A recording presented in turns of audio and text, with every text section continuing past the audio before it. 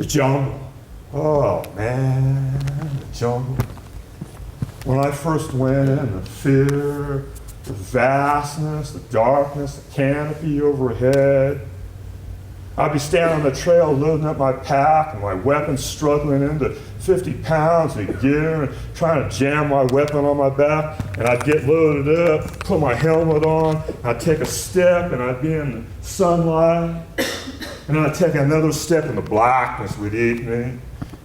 I didn't want to follow my mind down the trail out there into the darkness. And the rain which finds its way into everything. And you can sit under your poncho and you can pull it tight around you like it was your girlfriend. Hold it tight, and that rain will find a way into your ears and mouth and nose and into your boots and into your weapon. And we climb endlessly in the hills, endlessly, looking for Charlie. Me and Blake and Billy Brooks and Raymond, Randy, Swan, White. Stick your hand down the trail, you pull this man up to, you pull your hand up and that man pulls you up to him. And like a human rope, we go up the mountain that way, always towards the sky, pulling each other up towards the sky. And we set an ambush. We set an ambush at sunset, and we sit in the jungle and we wait, and we wait, and we wait. And at night, we set the tripwires around us. We sleep inside with our heads touching, so we know we're there. We never sleep because of the noise of the jungle and the fear. Only the crazy have no fear, I'm telling you. Only the crazy, and White is crazy. He lives among us, but he's not really one of us. He's put something over his soul. But it doesn't matter out here in the bush. It doesn't matter what you did before or who you were. Out here, we're all brothers. And we cling to each other out here like lost men in a raft at sea.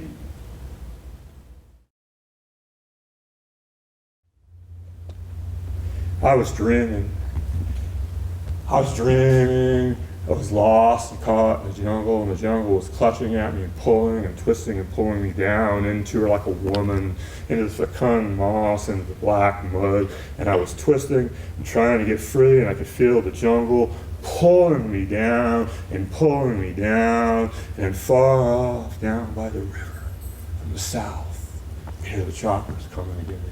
Listen to the choppers, the tom thump of the chopper blades coming to get me. And I was praying, Sister of Death, Sister of Mercy, Black Sister of Death, Black Sister of Mercy, lift me up out of here, take me out of the shit and out of the betrayal. And I could feel the great curved metal side of the chopper, and I could see the red running lights in the ring, and I could hear the chopper blades singing, holy, holy, holy, holy, holy, holy, lift me up out of the shit, take me out of here. And then I was free and lifting away in the jungle, and the woman falling away, and I was free.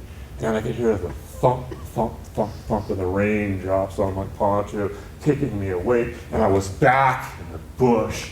I was awake, and I was in the bush. And I was watching the jungle, and then I was drinking a cup of the tea the girls gave me. I was watching the tea leaves floating and forming at the bottom of the cup. And I asked myself, I said, if the angel of death and the angel of mercy are one and the same thing, there is no more questions to be answered out here. I was in the shit, and I was going to have to find my own way out of it.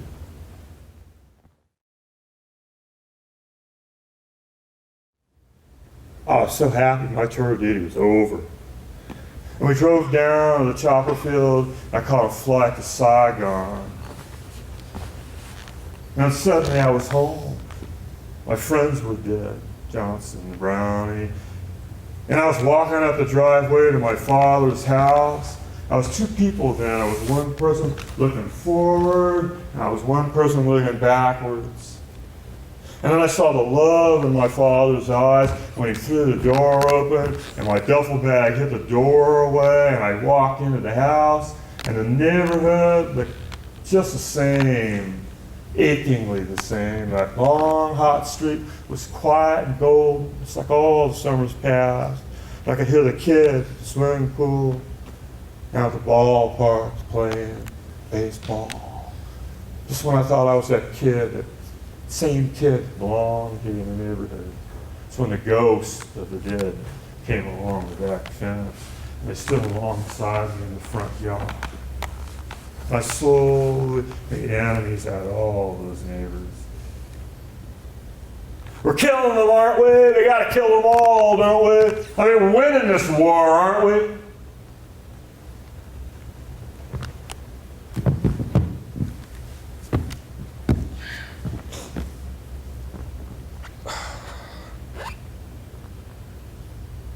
I was under the shower, and the hot water long going cold, and I was dreaming.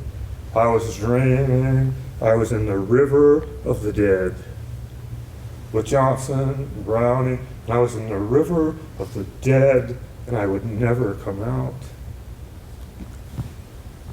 And when the monsoons came, they washed away the bricks Papa San put in front of the bar, and the water got too swift and deep, and then nobody came, and then Mama San, Papa San, I was sitting at the bar alone late at night, smoking cigars late at night alone in the bar, and I would never come out. Then after a long time, my parents would come, they'd turn the shower off, and I'd get up and I walked outside, and my footprints staining the hardwood floors, and I went in the backyard, and my mom and dad were standing looking at me under the oak tree, the ping pong table, staring at me. They wanted me to be the same as I was before, but I never could be. I'd seen too much. They were staring at me, and I wanted to reach out to my mom and dad right there, pull them to me. I couldn't do it. And one day, walking down the hall, my mom grabbed me and she said, "You're pale, Jamie.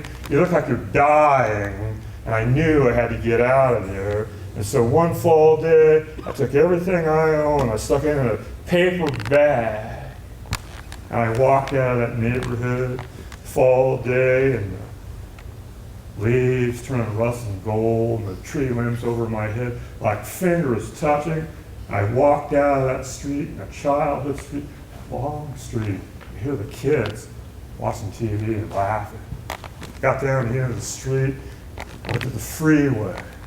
Went down to the freeway, headed south. And when I got down there, I looked back up at my neighborhood, and it was like that kid I was never there. It never existed. I was gone.